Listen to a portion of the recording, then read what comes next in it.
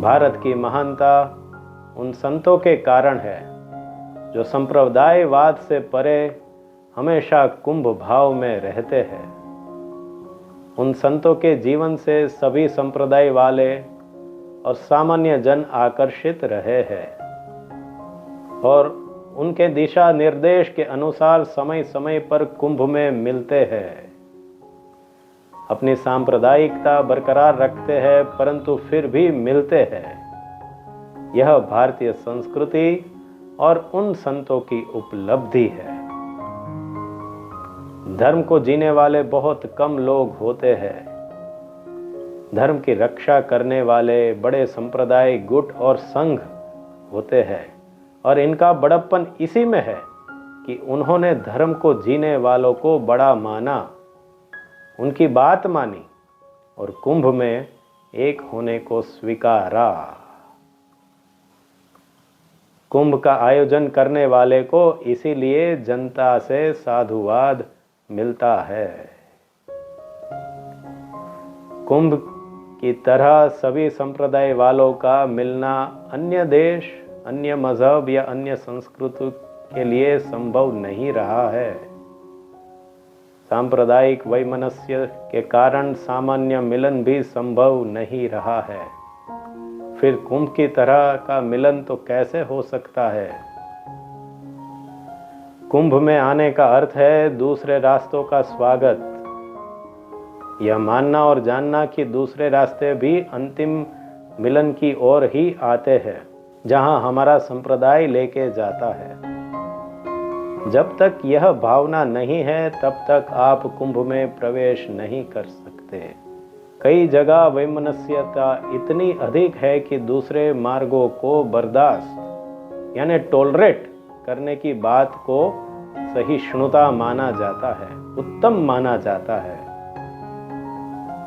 लेकिन कुंभ में कोई दूसरे को बर्दाश्त करने नहीं जाता है। वहां तो संप्रदाय वाले अपने अनुयायियों के साथ दूसरे संप्रदाय और उनके अनुयायियों के साथ घुल मिल जाते हैं। कोई यह नहीं कहता है कि हम फला फला छावनी या संप्रदाय के मेले में जा रहे हैं। सब यही कहता है कि हम कुंभ में जा रहे हैं। अपना अलग अस्तित्व बरकरार रखते हुए भी दूसरे के साथ पूरी तरह एकाकार हो सकते हैं, उसे ही कुंभ कहते हैं।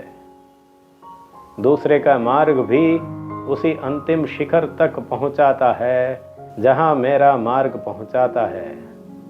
ये भाव आपके मार्ग को गलत या छोटा साबित नहीं करता। उल्टा यही भाव आपको कुंभ के लिए तैयार करता है और इस कुंभ भाव के बिना आपके संप्रदाय या मत का भारत में कोई स्थान नहीं रहता। ऐसा नहीं है कि कुंभ में आने वाले संप्रदायों में विवाद या झगड़े नहीं होते थे या नहीं हो रहे हैं। इतिहास में कुंभ में सांप्रदायिक युद्ध भी हो चुके हैं और कई लोगों ने अपनी जान भी गंवाई है। लेकिन कुंभ में नहीं आना है ऐसा किसी ने नहीं कहा है। कुंभ भाव आना इतना सरल भारत के लिए भी नहीं रहा है, लेकिन यह भाव स्थापित किया गया है और यही भारतीय सच्चे संतों की दूरदृष्टि है।